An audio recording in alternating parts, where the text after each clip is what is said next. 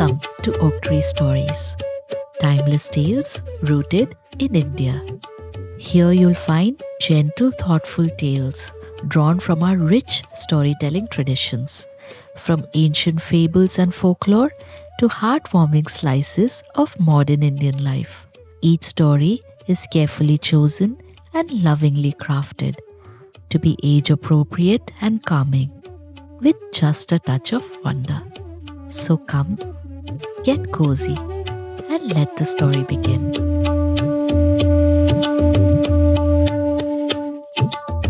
Hi, I'm Shalini, your storyteller. Before we begin today's story, we want to tell you about something special from Oak Tree Stories. We now create personalized stories where children become part of the adventure themselves.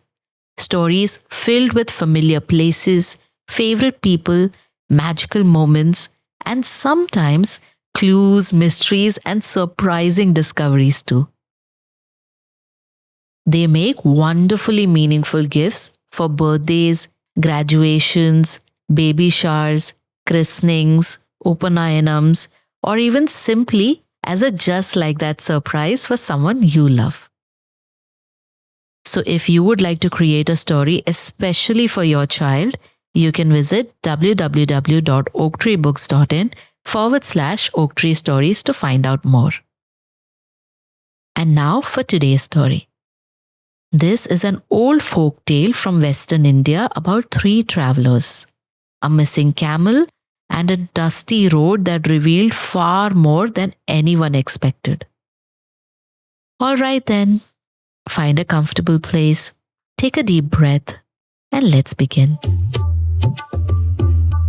Long ago, along a dusty road that stretched between dry hills and scattered trees, three travelers were walking together. They had been walking since morning. Their sandals were dusty, their water pots nearly empty, but still they continued steadily along the road. Now, these three travelers were known for being unusually observant. They noticed small things: the bend of grass after rain, the shape of footprints in mud, the difference between fresh tracks and old ones. As they walked, the eldest traveler suddenly slowed down. "Interesting," he murmured. The second traveler looked around. "What is it?" The old man pointed towards the road. "A camel passed this way not long ago." The youngest traveler blinked. "You saw a camel?" The old man shook his head. "No," he pointed at the ground. "Look carefully." There were hoof prints pressed into the dust. Large ones, deep ones. And beside the road, the bushes on the left side had been nibbled unevenly. "The camel is blind in one eye," the old man said quietly. The young traveler stared at him. "How could you possibly know that?" The old man smiled faintly. "If it could see properly from both eyes," he explained, "it would have eaten from both sides of the road. But only the bushes on one side have been touched." The three continued walking. After some time, the second traveler stopped suddenly. "The camel is carrying honey," he said, "and grain." Now even the youngest traveler looked astonished. "You did not see the camel either," he said. The second traveler crouched beside the road. "Look here," he said. Tiny ants moved in a line across the dust. And nearby, bees buzzed low over the ground. "A little honey must have dripped on one side," he explained, "and grain on the other." The youngest traveler stared at the road in amazement. A little later, he too stopped walking. "The camel is lame in one leg," he announced proudly. The other two travelers turned towards him. "Oh," said the eldest, "and how do you know that?" The youngest pointed excitedly at the footprints. "One hoof print is lighter than the others," he said.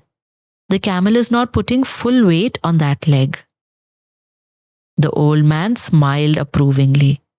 "Well noticed," he said. The three travelers continued on their way, talking quietly as they walked. But not long after that, they heard shouting behind them. "Stop!"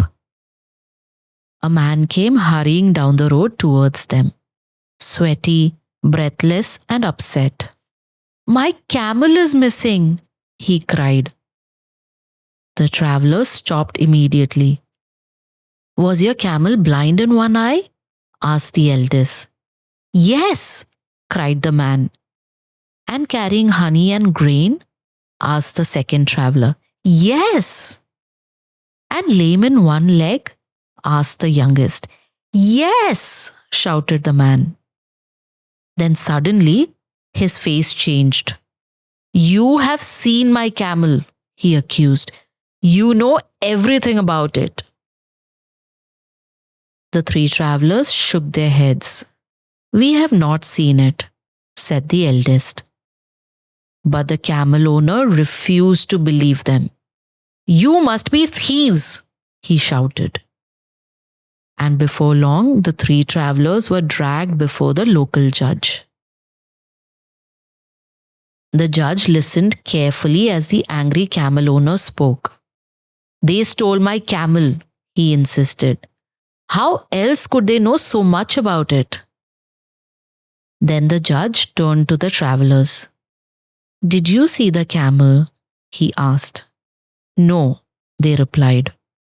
"Then how did you describe it so accurately?" The eldest traveler stepped forward.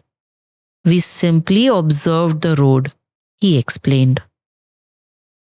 Then one by one, the travelers described what they had noticed. The unevenly eaten bushes, the ants and bees, the lighter hoofprint. The courtroom grew quieter and quieter as they spoke. For a long moment, the judge sat silently, looking at the three travelers, then at the camel owner, then back at the dusty road outside. At last, he asked softly, "You truly never saw the camel?" "We did not," said the eldest traveler. The judge leaned back slowly, a look of surprise spreading across his face. "Remarkable," he murmured. Then he turned towards the angry camel owner. "These men did not steal your camel," he said. "They simply noticed what the rest of us walked past." The camel owner lowered his head, embarrassed. And the three travelers quietly continued on their journey.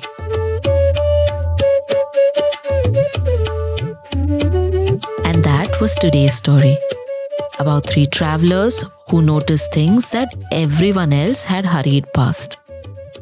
Sometimes the world can seem ordinary when we rush through it.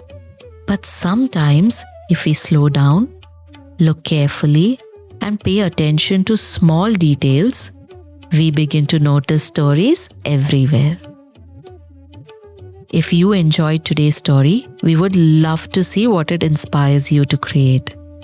You can send us your drawings, paintings, crafts, costumes, Lego creations, or any artwork inspired by one of our stories through the art submission form on our website www.oaktreebooks.in/oaktreestories. We will give you a special shout out in a future episode and share your artwork on our social media pages. And if you would like to support Oak Tree Stories, grown-ups can make a small donation through our website. Every contribution helps us continue creating gentle stories for children and families. And don't forget, you can follow Oak Tree Stories on our social media pages so that you never miss a new story. This episode of Oak Tree Stories was brought to you by Shalini, Shannon, and Sushma. Until next time, keep listening, keep wondering, and keep noticing the little things.